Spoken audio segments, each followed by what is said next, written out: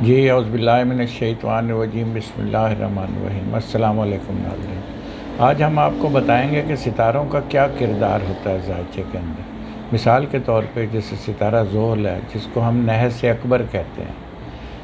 اور ستارہ مشتری ہے جس کو ہم صاد اکبر کہتے ہیں، ستارہ مریخ ہے جس کو ہم نحس اصغر کہتے ہیں۔ تو اسی طرح مختلف سیارے جو ہوتے ہیں نا، ان کے مختلف کردار ہیں۔ جو بظاہر جو کردار نظر آ رہے ہوتے ہیں نا، یہ وہ کردار نہیں ہے۔ مثال کے طور پہ سیٹن کو ہم نحس اکبر کہتے ہیں، لیکن سیٹن کا یہ فارمولہ ہے کہ وہ جس گھر میں بیٹھتا ہے اس کی منصوبات کو بلوان کرتا ہے، طاقتور بناتا ہے اس کی منصوبات کو۔ اور مشتری کا یہ فارمولہ ہے کہ یہ جس گھر میں بیٹھتا ہے اس کی منصوبات کو کمزور کرتا ہے، حالانکہ وہ صاد اکبر ہے، وہ نحس اکبر ہے۔ آپ یہ دیکھیے کہ سیٹن اگر کسی آدمی کے زحل یعنی جس کو سیٹن کہتے ہیں، اگر کسی کے ذائچے میں 10ویں گھر یعنی 10th ہاؤس میں آ جائے تو اسے عرش معلیٰ دکھا دیتا ہے، یعنی عثمان کی بلندیوں پہ لے جاتا ہے، بہت عزت، بہت مرتبہ۔ اور میں آپ کو بتاؤں، میں نے اکثر سیاستدانوں کے ذائچے بنائے، ملا بھی ہوں ان سے، تو میں نے اکثر جو بڑے لوگ، جو بڑے نامور سیاستدان ہیں، میں نے ان کے ذائچے میں سیٹن 10ویں گھر میں دیکھا، اور جب اس کی دشا ان کو آئی ہے 10ویں گھر میں سیٹن کی، تو ان کو عرش کی بلندیوں پہ لے گیا، بڑی عزت، بڑا مرتبہ، بڑا عروج دیا۔ میں کسی نام نہیں لوں گا کسی کا، وہ اچھا نہیں لگتا، لیکن بات یہ ہے کہ یہ سیٹن جو ہے یہ بہت بہت مضبوط پوزیشن والا ستارہ ہے، حالانکہ نحس مانا جاتا ہے۔ اور مشتری جوپیٹر یہ 10ویں گھر میں بیٹھ جائے تو یہ کچھ بھی نہیں ہے، یعنی سمجھ، حتیٰ کہ یہ تک دیکھا گیا ہے کہ ایسے آدمی کا باپ زندہ نہیں رہتا،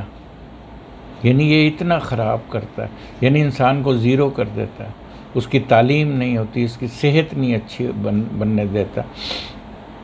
اس کی پرسنالٹی نہیں بننے دیتا، اس کی شخصیت مضبوط نہیں ہونے دیتا۔ تو اسی طرح یہ مطلب ہے کہ ہر چیز کا ایک فارمولہ ہے، جیسے میں نے سیٹن کا ذکر کیا، مشتری کا ذکر کیا، اور دوسری سب سے اہم بات یہ ہے کہ ذائچے میں جو 10واں گھر ہوتا ہے یہ باپ سے ریلیٹڈ ہوتا ہے۔ جس آدمی کے ذائچے میں 10ویں گھر سیٹن ہوگا، طاقتور ہوگا، وہ شخص وہی کام کرے گا جو اس کا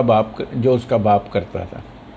مثال کے طور پہ بہت سارے سیاستدانوں کے میں کسی کا نام نہیں لوں گا، میں نے دیکھا ان کے باپ بھی یہی کرتے تھے، انہوں نے بھی یہی کیا، اور انہوں نے بڑی عزت کمائی، بڑی شہرت کمائی۔ اسی طرح ستارہ مریخ ہے، یہ بھی نحس مانا جاتا ہے، لیکن یہ جہاں بیٹھ جاتا ہے اس کی منصوبات کو بڑا طاقتور کرتا ہے۔ مثال کے طور پہ لگن میں بیٹھ جائے تو بڑا ذہین، بڑا جینیس، بہت بڑی پوزیشن کا مالک ہوتا ہے، اور دوسرے گھر بیٹھ جائے تو مال و دولت کے انبار لگا دیتا ہے، بہت سارا مال، بہت ساری عزت، بہت سارے ہیرے، حتیٰ کہ ہیرے جوہرات کے انبار لگا دیتا ہے، کیونکہ یہ مریخ کا یہ فارمولہ ہے کہ جس گھر میں بیٹھے گا اس کی منصوبات کو بڑھائے گا، چوڑا کرے گا۔ یعنی اگر کسی کے دوسرے جیسے بیٹھا ہے تو دولت تو بڑھائے گا، اس کی آنکھیں بھی بڑی کر دے گا، یہ بڑی بڑی خوبصورت آنکھیں ہوں گی اس کی، اور تیسرے گھر ہوگا تو اس کے بہن بھائی زیادہ ہوں گے۔ تو اسی طرح ہی مختلف گھروں کے اس کے اینگلز جو ہوتے ہیں، اور 10ویں گھر بیٹھ جائے، اپنی راشی کا ہو کر بیٹھ جائے تو بڑا مضبوط، بڑا بلوان، بڑا طاقتور، یعنی فوج میں بھی اعلیٰ عہدے پہ بہت فائز، بہت سارے، ایک جنرل صاحب ہیں، جنرل مشرف صاحب، ان کے ذائچے میں مریخ جو ہے 10ویں کا مالک ہو کر 10ویں یعنی راج یوگ بنا رہا ہے۔ آپ دیکھیے وہ کتنا بہادر آدمی ہے، دلیر آدمی ہے، فیصلے کرتا ہے، اور اس نے کتنی جنگیں لڑی، کتنی بہادری سے لڑی انہوں نے جنگ۔ تو بات یہ ہے کہ یہ سب چیزیں ڈیزائن آئی ہوئی ہوتی ہیں، یہ ہم خود سے نہیں بناتے، یہ سب کچھ ڈیزائن ہوا ہے پہلے سے۔ تو اسی طرح ہی زورہ ہے، جس گھر میں بیٹھے گا اس کو بہترین بنائے گا۔ مثلا لگن میں بیٹھے گا تو ایسے لوگ بڑے امپریس ہوتے ہیں، خاص کر وہ خواتین جن کے زہرہ لگن میں ہو، شادی جلدی ہو جاتی ہے، ان کے شوہر ان سے بڑے متاثر رہتے ہیں، اور وہ 70 سال کی بھی ہو جائیں تب بھی بوڑھی نہیں نظر آتی۔ اسی طرح 7ویں گھر بیٹھ جائے زورہ، وینس 7ویں گھر بیٹھ جائے، اس کی بھی شادی جلدی ہوتی ہے، اس کا شوہر بھی بڑا اچھا ہوتا ہے، اس کے ساتھ بڑے اچھے تعلق داری ہیں۔ اور اسی طرح راہو کیتو ہے، راہو کیتو جن گھر میں بیٹھ جائیں اس کی منصوبات کو خراب کرتے ہیں۔ مثلا لگن میں بیٹھ جائے تو خطرناک ڈیزیز دیتا ہے، اور کیتو اگر لگن میں بیٹھ جائے تو نیگیٹیوٹی حد سے زیادہ اس شخص کے ذہن میں یہ پھیلا دیتا ہے،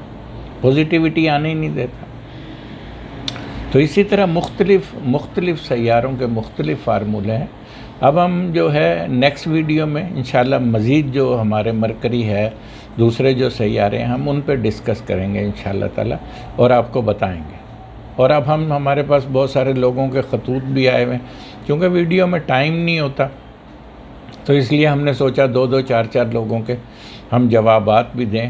تو انشاءاللہ ہم جواب دیتے ہیں۔ جی، ایک صاحب نے ہمیں حیدرآباد سے سوال کیا ہے، انہوں نے اپنا نام تو نہیں شو کیا، لیکن ان کی ڈیٹ ہے 8 مئی 1987، دوپہر 12 بجے، حیدرآباد۔ بھائی آپ کا ذائچہ ماشاءاللہ بہت مضبوط ہے، 2 ستارے آپ کے ذائچے میں شرف کے ہیں، ایگزالٹیڈ ہے، یعنی سن ایگزالٹیڈ ہے اور وینس ایگزالٹیڈ ہے، اور مشتری اپنی راشی کا، یہ کران ہے آپ کے ذائچے میں، زورا مشتری کا کران، یہ بہت اچھا کران ہوتا ہے۔ کہتے ہیں جن لوگوں کے جیسے ایک بادشاہ گزرا شہاب الدین مغل بادشاہ، اس کے ذائچے میں بھی یہ کران تھا، تو وہ صاحب کران کہلایا، تو آپ بھی صاحب کران ہو۔ تو انشاءاللہ میں آپ کا مستقبل بہت روشن دیکھتا ہوں، اللہ نے چاہا آپ نے ملک سے باہر بھی جانا ہے، اور انشاءاللہ MBA وغیرہ کر لیتے ہیں ایسے لوگ، CA کر لیتے ہیں، میڈیکل ڈاکٹر بن جاتے ہیں ایسے لوگ، تو انشاءاللہ آپ کا مستقبل میں بہت روشن دیکھ رہا ہوں۔ جی، ایک دوسرا سوال ہے عالیہ صاحبہ، 13 اکتوبر 1992 صبح 8 بجے سکر کی پیدائش ہے، انہوں نے اپنی میرج لائف کے لیے پوچھا ہے۔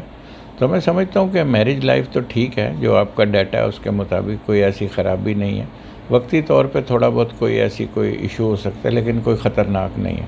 ماشاءاللہ کافی بہتر ہے، اور آپ کے اولاد بھی ہوگی، 2 سے 4 بچے ہوں گے، اور مستقبل کافی روشن ہے۔ جی، ایک ہمارے پاس کامران صاحب ہیں، ان کا بھی ذائچہ ہے 19 جنوری 1989 صبح 10:10۔ بھائی بات یہ ہے کہ آپ کا ذائچہ تو بہتر ہے، مضبوط ہے، ویسے بھی آپ کو جوپیٹر کا دور لگا ہوا ہے، اور یہ دور کافی بہتر ہے آپ کے لیے، کیونکہ آپ کا مون سائن جو ہے وہ جوزا ہے، جیمنائی، اور راہو جو ہے جب بھی اسینڈنٹ میں آتا ہے تو تھوڑی بہت پرابلم صحت کے حوالے سے دیتا ہے، باقی کوئی ایسی بات نہیں ہے۔ انشاءاللہ آپ کا مستقبل میں بہت اچھا دیکھتا ہوں، اور 2024 میں آپ کو سیٹن لگ جائے گا، جو کہ بہت اچھا ہے آپ کے ذائچہ۔ جی، انشاءاللہ نیکسٹ ویڈیو میں آپ سے ملاقات ہوگی، لیکن ہم نے یہ جو ہمارا نیو چینل ہے اسٹرالوجر لیاقت سبطین کے نام سے، آپ نے اس کو لائک کرنا ہے، آپ یہ لائک کریں گے، جتنا لائک کریں گے انشاءاللہ ہمارا حوصلہ بڑھے گا، ہم اتنا ہی آپ کے لیے آپ کو اسٹرالوجیکلی معلومات بھی دیں گے، اور دوسرا یہ کہ ہم آپ کے ذائچے بنا کے ان کے سوالات بھی دیں گے، جس کی ہم کوئی فیس نہیں لیں گے، اور انشاءاللہ تعالی آپ سے ملاقات رہے گی آئندہ پروگرام میں۔ اللہ حافظ۔